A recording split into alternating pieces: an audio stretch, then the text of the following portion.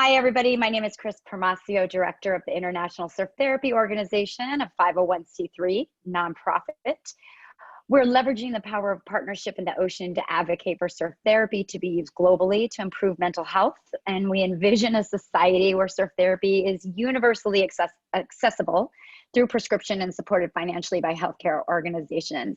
It's my pleasure to introduce the panel representing the article Emerging Hope, Outcomes of a One-Day Surf Therapy Program with Youth at Risk, Youth at Promise, featured in the Global Journal of Community Psychology Practice, the special issue on surf therapy around the globe. Today we have Chloe Curtis, Research and Evaluation Team Coordinator for JMMF. She earned a BA in Marketing and M.A. in Education from Loyola Marymount University and is now working on her second master's in mental health counseling at Loyola. She also coaches the Division I men's and women's cross country and track teams. Chloe discovered surf therapy by volunteering as a surf instructor with JMMF for the first time in 2017 and made such a mark on the JMMF team. Soon thereafter, assisted Dr. Greger Sarkisian with all things research. We have Kevin Sousa, and is a depth psychotherapist. That's too cool to say, Kevin. A depth psychotherapist, ocean therapist, and the program and clinical director of the Jimmy Miller Memorial Foundation. Last but not least, we have Dr. Greger Sarkeesian, a professor of psychology at Antioch University in Los Angeles. In 2015, Dr. Sarkeesian became a partner with the Jimmy Miller Memorial Foundation that provides surf therapy to youth and at-risk veterans and active duty military members. Dr. Sarkeesian has also been an active member of the International Surf Therapy Organization since 2018 and more recently an advisor to our board. Greger was our fearless leader in publishing the first of its kind special issue focus on surf therapy around the globe. So JMMF, the past, the present, and the future. Welcome, everybody. Hi, Chris. Thanks, Chris. Thank you so much for having us, Chris. Thank you, ISTO. This is such an incredible organization, and under your tutelage, like watching it grow has just been awesome. We're so stoked to be founding members of this with you, and Dr. Sarkisian and Chloe, so glad to have you here. And Dr. Carly Rogers wasn't able to be with us today, but we're sending her lots of love, and we're really happy to talk about the program that she started with Jimmy Miller and the Miller family. So just a little bit of background about the Jimmy Miller Memorial Foundation. Jimmy Miller, let's talk about Jimmy first and his legacy. Jimmy was a ocean lifeguard in Los Angeles. He was a waterman, an artist, a community member. He ran one of the junior lifeguard programs for the County of Los Angeles. He was all things beach in LA, and enmeshed in the community here, he started Pure Surf, which turned into beach, Pure Surfing, which turned into Camp Surf. And he taught hundreds of kids how to surf, a whole generation, and was on the beach all the time. He believed that the ocean connected all of us. And unfortunately, later on in his life, in around 2003, 2004, he was overcome with a mental illness that combined with a physical ailment wound up taking his own life. This tragedy has turned into a triumph in the Jimmy Miller Memorial Foundation, and the effect that it's had and the connection that it keeps with our ocean-mindedness and with ISTO and with our populations. His memory lives on in every single session that we do. Carly Rogers was at USC in the graduate program for occupational therapy in 2003 and was working on a program that was using surfing with spectrum kids or at-risk kids. And she saw how they were taking to it, being able to kind of put everything aside and just like focus on a task, and surfing fit that bill. And so just by an incredible coincidence and talking with Jeff Miller and the Miller family, Carly talked about her program, and the Millers were looking for something to kind of bring Jimmy's legacy and his life into the ocean. And it was just, God, lightning in a bottle, I guess you could say. And what happened was Carly developed her program. It started with at-risk youth and spectrum kids, and the relationship that the Millers had with the military brought this program to Camp Pendleton. So currently, we work with very different at-risk youth programs, foster kids, kids from lower socioeconomic, and ones that are affected by trauma, all kinds of trauma. And we bring them to the beach and we do ocean therapy with them. We also work with veterans from GLAVA, the Greater Los Angeles Veterans Administration, run 52 to 60 program sessions a year, which Chris was a huge part of, and I learned the job from her and Carly. And it's just been an incredible experience working for this program. They started at Pendleton in 2017. So 13 years they've been at Pendleton, 15 years now the program has been working. And at Camp Pendleton, we're with Wounded Warrior Battalion. I'll get a little bit to like where we're heading and more of the background as we move from occupational therapy and like commingling with psychotherapy in the program, and how I'll take you more in depth later on. But I think I want to kind of kick it off over to Chloe for some research that we've been doing, right? Or Gregor, where are we going here, guys? I think I covered everything with the Milk Foundation. We love talking about it. We just had a session today. We're back on Pendleton, especially with all this COVID, all the different protocols. It's been quite an experience. So, Gregor, kicking it over to you now. All right, thanks, Kevin. Here we go. So in 2014, one of our neighbors, Gus McConnell, was like, "Hey, you got to check out this program I know about, the Jimmy Miller Foundation, and Carly, she's a lifeguard. You know, she could totally use your help." And it really took us like a year to connect because she was really busy at that time. I think getting ready to have her first child. And so we eventually connected. And even though I was a surfer all my life and a researcher pretty much, I didn't really know like what can we expect from one day of surfing, because the program is a one-day program. And so there's very little research at this time, and most of it that I could find was on multi-day programs. And so what I decided to do was volunteer as a surf instructor for the first summer to get a better idea of what we might be measuring. And then the second summer, we started implementing this tool that was just really basic, something that I had learned in my previous work with kids who witness violence, which is having them draw a picture of their experience of the day and add some text responses to kind of describe the scene that they had drawn. And after doing that the first summer, it became really clear that hope was kind of a concept that is something that was achievable in one day. So increasing our hope, when we think about behavior change in psychology and how we measure that, usually the first thing to change is your attitude or beliefs, and then you start changing behaviors, and then you start changing, like patterns of behaviors. So that was one leg, was kind of like figuring out how, what is it we would measure? And that was more difficult then than it would be now, because we have the special issue and we have a lot of measures available for almost every population that people are working with. And the second part was a lot more challenging, which was the logistics and setting up the IRB process. And so I worked with Carly over several meetings after she had had her first child, and we talked about how are we going to do this logistically. So because we were serving youth from 5 different settings, we had to set up a way to not only train the staff in collecting data, but figure out how to get all those permissions and everything. And eventually we worked it all out. And so after doing all this, my role in the partnership was that I'm a volunteer, and while I want to always be part of it, I'm not always going to have the time to do the data collection and run the day-to-day operations.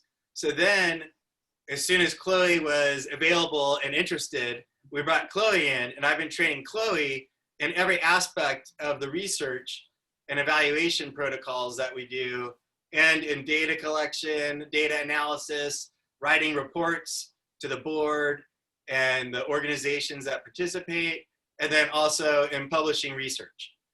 So when I think about research partnerships, it's an opportunity for researchers to get involved with programs, but also to utilize people affiliated with the programs to become empowered in knowing how to do evaluation research so that these partnerships are more sustainable. And so right now, I think Chloe is working on like a manual about how to run all the evaluation data collection, which will be invaluable for the person who comes in after she goes on to get her doctorate in sports psychology. So with that, I'll pass it on to you, Chloe. Thanks, Gregor.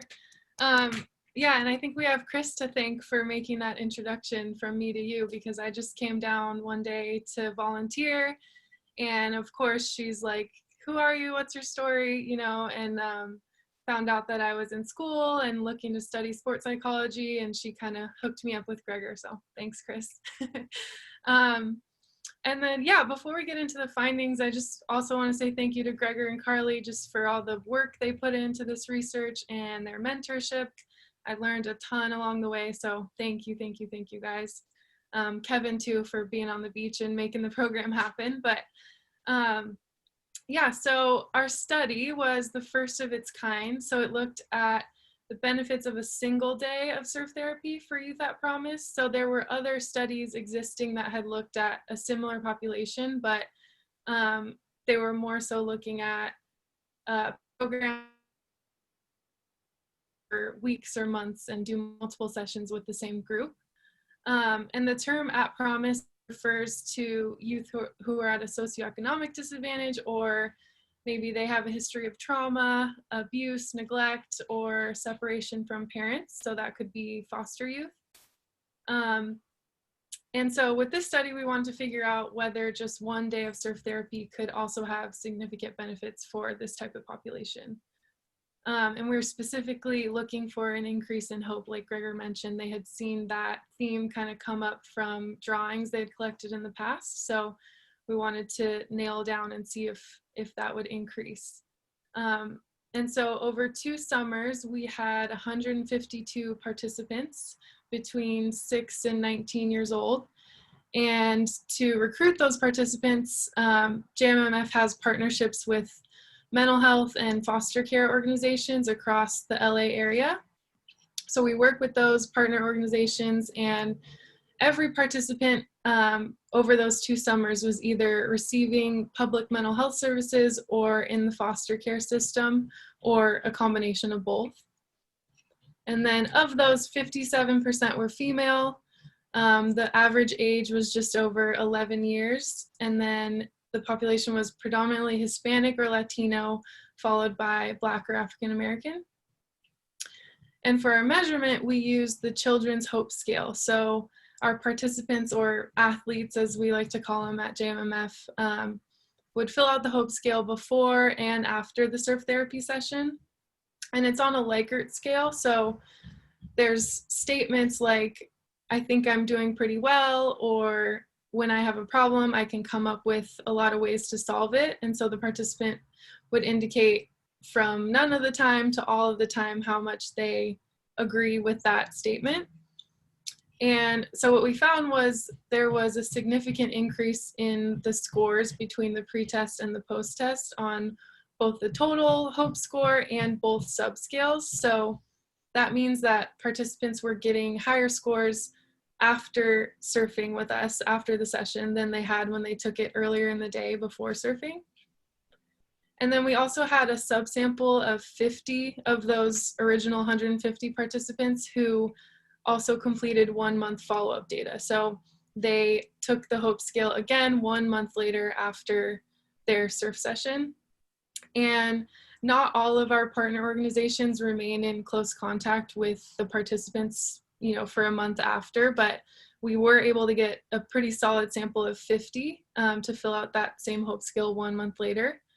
And so to analyze those results, we did an ANOVA, which is an analysis of variance. That's something new I learned this go around, but that showed that there was, again, that statistically significant increase in mean scores from right before to right after the session, and then that was sustained for 1 month after for those 50 that were able to fill that out again.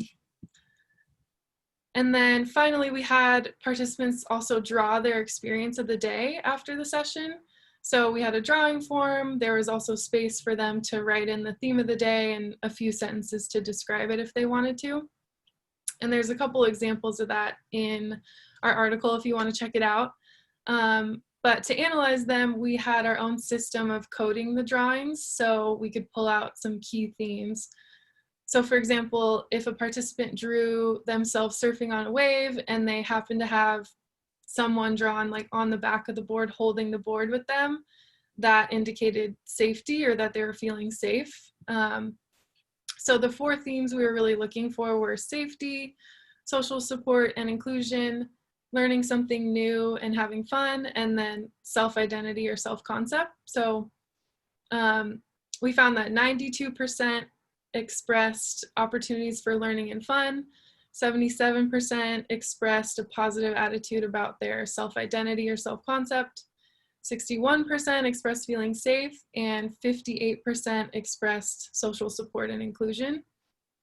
And one thing that's interesting about these drawings is that they were totally unprompted. So really they're just given a blank space to draw and they can write in underneath, but no other instructions other than draw your experience of the day. So we do have like sometimes a theme of the day or a topic in the talking circles at a session, but they could write in that theme. Some might not remember that theme and they just write in whatever they want. But the drawings, the fact that, you know, so many of them showed that they felt safe or that they felt supported and their friends were hooting and hollering in the background of the pictures shows that, you know, we were really accomplishing what we set out to do, and the kids felt that way after surfing. So that was really cool to see. We kind of accomplished what we set out to do without even asking them to draw that specifically.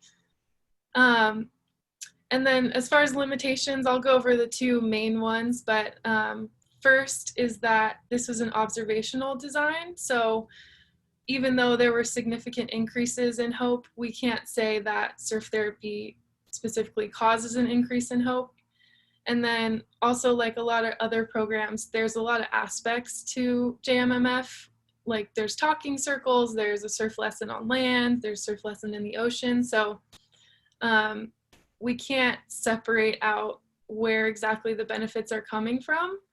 And so to do that, we'd need more of an experimental design. So maybe we'll get there next time, but you know, working with what we got for now. And then overall, our results were really strong, significant increases in hope before and after, and sustained 1 month after with that smaller group. So that indicates that surf therapy may be able to increase hope for youth at promise. So we're really excited about the results and excited to keep studying this and exploring other measures we could use and other designs of research.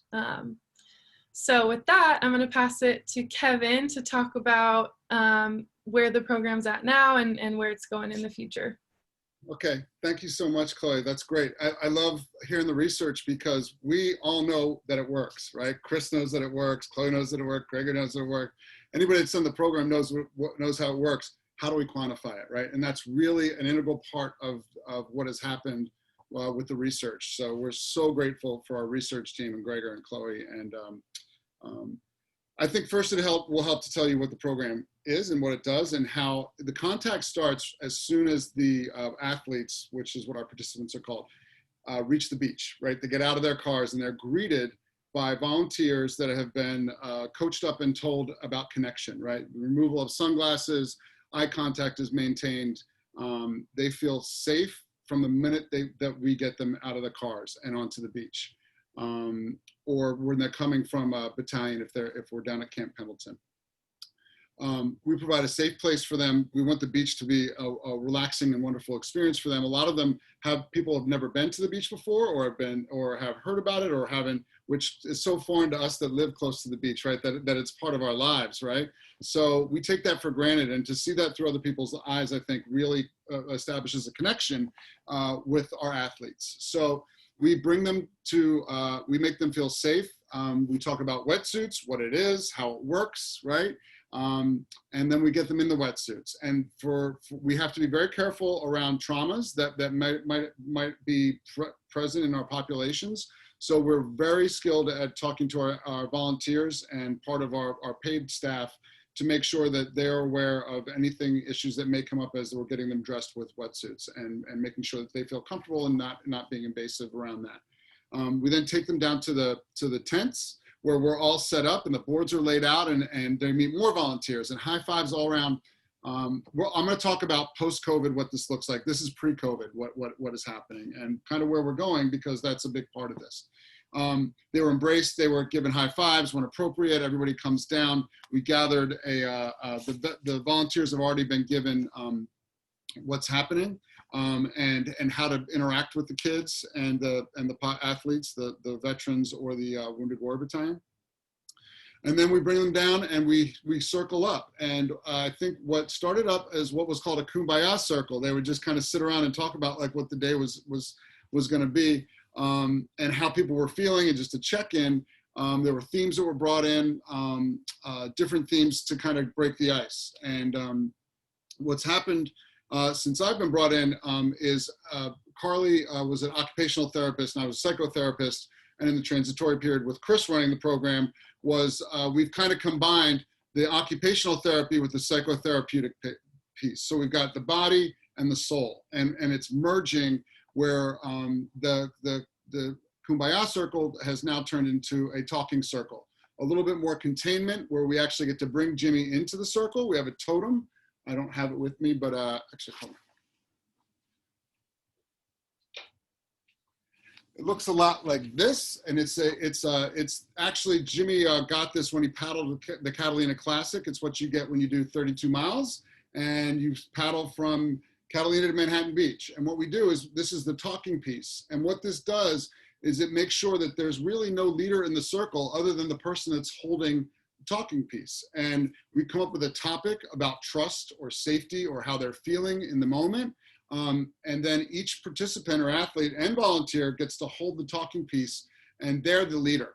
And when that happens, intimacy is fostered, vulnerability is fostered. In a lot of these populations, intimacy is painful or it hurts. Trauma has wounded them through that. So we're trying to reestablish trust and intimacy and vulnerability and make it safe within the confines of a group where people can feel lost or unassimilated, right? And here's where we assimilate them and feel connective. So trust is beginning to be fostered just in the circle itself. They talk as little or as much as they want. They state their names. We go around in the circle. A lot of the times we're just talking about feeling what's happening in the here and now. Before it was like superheroes or who is a hero of yours, different things. We've kind of moved it in. I brought in years of working with group therapy and kind of have implemented that into the program. It's a little bit more contained, and it's a little more, it's just kind of evolving in that way so that intimacy and trust can be established. After the circle, we take them and give them a surf lesson on land. We pair them up with an individual surf instructor, as well as beach water safety instructors that line the beach. Everybody's in different colored jerseys, so everybody's aware of who and what roles are established. The kids are constantly being monitored and checking in. How are we doing? How are you feeling? What's happening? They're the superstars of this, right? And so they're developing agency by feeling a part of something bigger than them. They're communal. They feel safe. I'm going to use safety and security a lot because, like Chloe said, like we just watched this foster and this grow. Connection, that sense of community. And then they get to feel individual, right? Because now they're being honored, especially with a surf instructor, an individual surf instructor that's helping them. So we do a land-based therapy or session. I think I'm using therapy a lot in the therapeutic frame, but the best part about this is that this is unconventional therapy, right? It is immersive therapy that for me, it's like watching individual therapy. It's like 6 months of individual therapy in one day, in one session, because trust has to be established very quickly because their very lives are depending on listening and communicating with the instructor when they get out in the water in this foreign environment where your ego is removed and ego dissolves and trust needs to be maintained, right? There is no time for fear. There's just time for trust.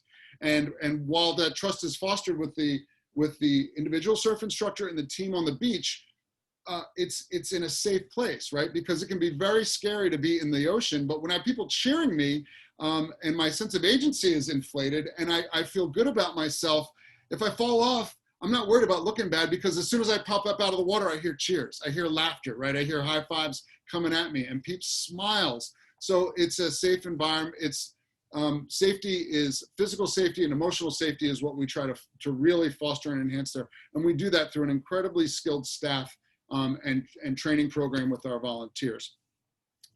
We take them on once the surf lesson on land is done, we get them out into the water and as much water time as possible. We meet them where they're at. Some athletes are a little fearful. We'll just hold their hands and we'll walk to them in the water. We feel the water with them. We meet them where they're at. We don't make them do anything that they don't want to do. But they ride waves.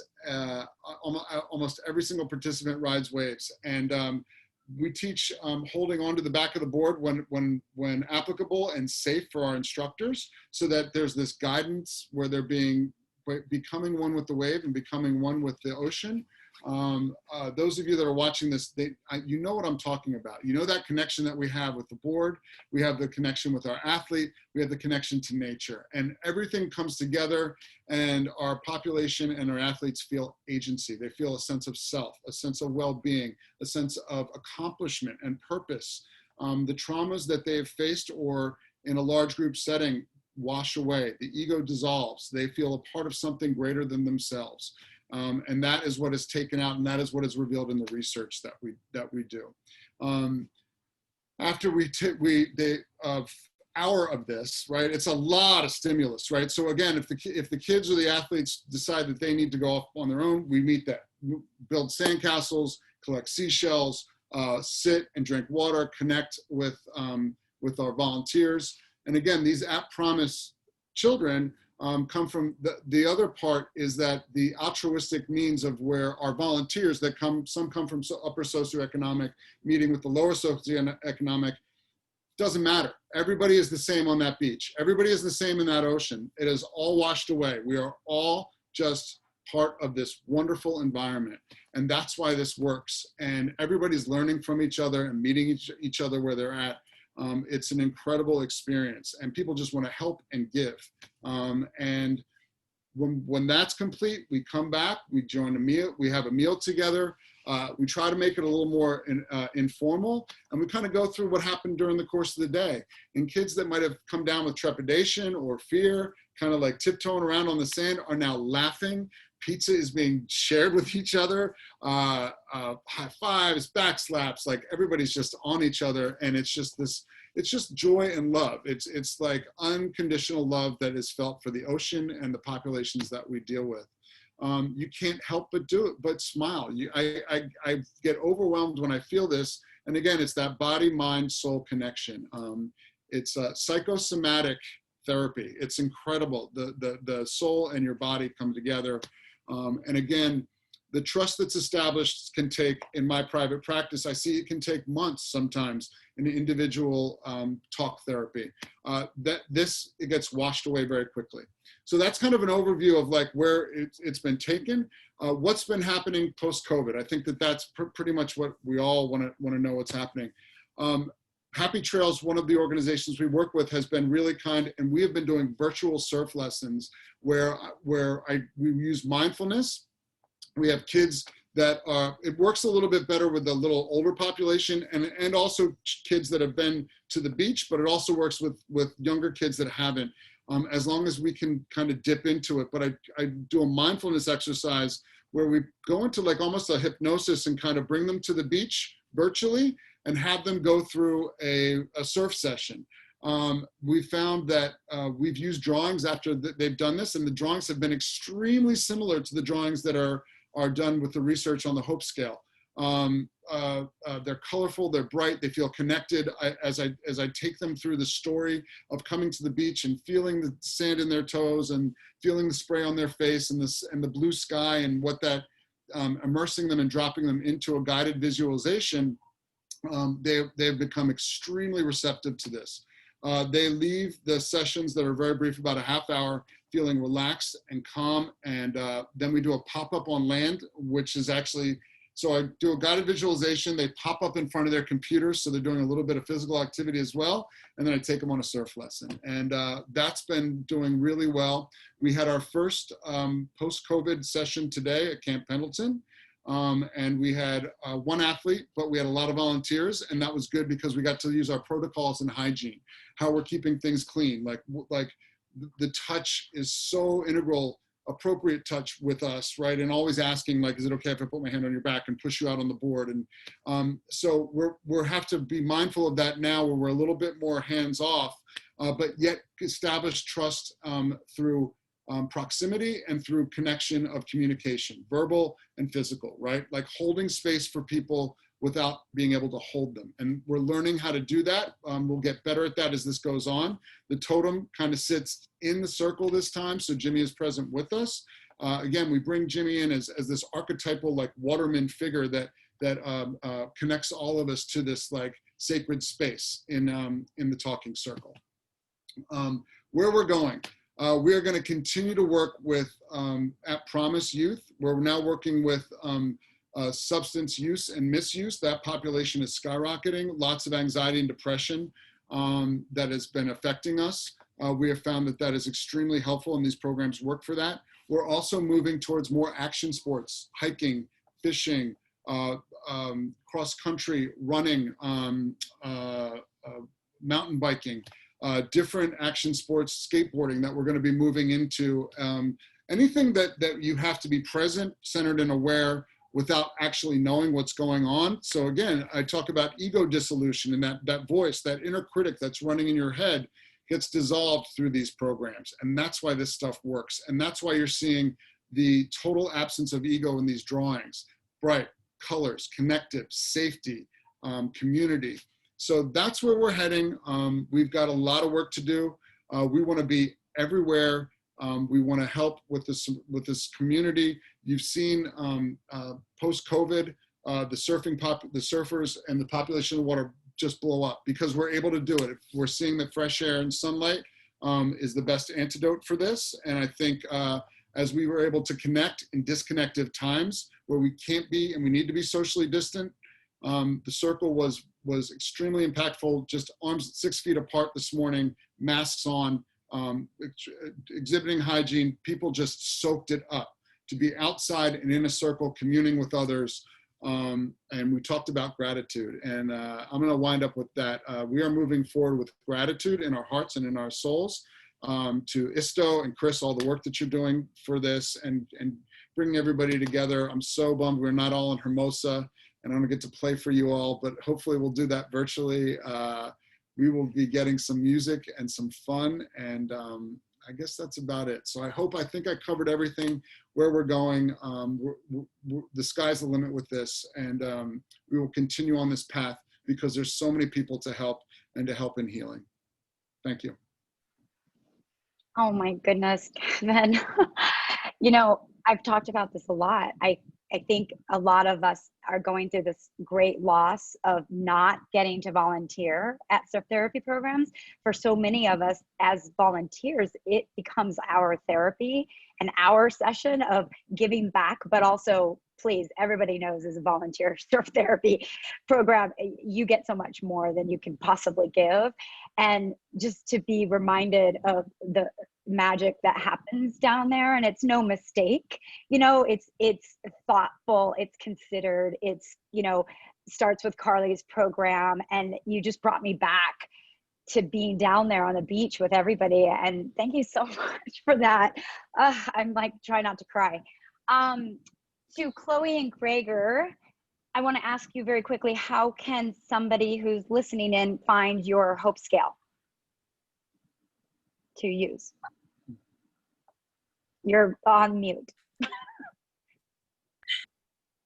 I mean, you could find it in the references of our research article. I could send it to you. I could send it to Chris.